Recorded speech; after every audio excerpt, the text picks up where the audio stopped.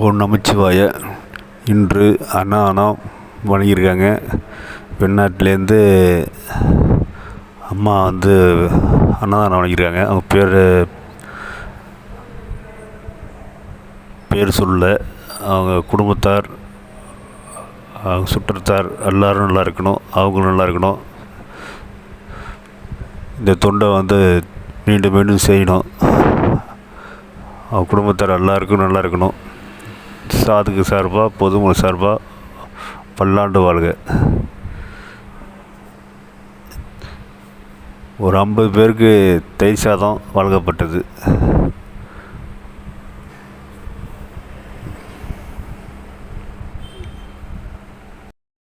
இதேமாதிரி நீங்களும் அன்னதானம் பண்ணலாம்.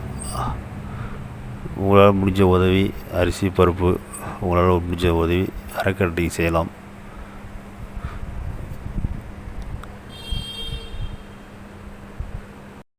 இன்னைக்கு 10/5/2024 அன்னதானம் கொடுத்துருக்காங்க. வெளிநாட்டிலேருந்து அந்த அம்மா பல்லாண்டு வாழ்க. இந்த தொண்டு முன்னாடியிலேருந்து செஞ்சிட்ருக்காங்க. அவங்க பல்லாண்டு வாழ்க. தயிர் சாதம் வழங்கியிருக்காங்க.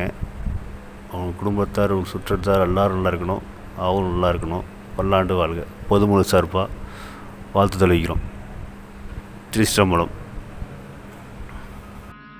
கைலாசத்தில் சிவபெருமான் எழுந்தொண்டிருக்கிறார். ஒரு வில்வ மரத்துங்க. நான் உங்களெல்லாம் அடியேன் சிறியன் வணங்கி கேட்டுக்கொள்கிறேன். எங்கே பார்த்தாலும் வில்வ மரம் இருக்கேன். திங்கக்கிழமை நின்று வில்வம் எடுக்கக்கூடாது. மற்ற நாட்களில் வில்வம் 3 களையோடு இருக்கு. அது நல்லா அலம்பி வச்சு கோயிலில் கொண்டு போய் அர்ச்சகர் கையில் கொடுத்து உங்கள் பேருக்கு அர்ச்சனை பண்ண சொல்லுது. வில்வார்ச்சனை பண்ணால் நீங்களாம் மறுபிறத்திலே பிர்லா டாட்டா மாதிரி பிர்லா வீட்டில் பண்ண உங்களுக்கு பிறக்க வச்சுடுவான் ஆண்டவன். வில்வார்ச்சனை பண்ணவன்.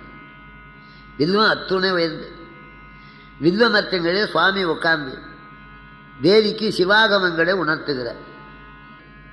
இப்படி தேவி காலோத்தரத்தை சிவபெருமான் உபதேசிக்கிறார். அது தேவி காலோத்தரம். அந்த புத்தகமே இப்போ கிடையாது. சிதம்பரத்திலே ஒரு மடத்தில் இருக்குது. நான் போய் அந்த சுவாமிகளை வணங்கி அம்பாளுக்கு சிவன் சொன்னது அதை படி. சுவாமி புத்தகம் கொடுக்குற வழக்கது.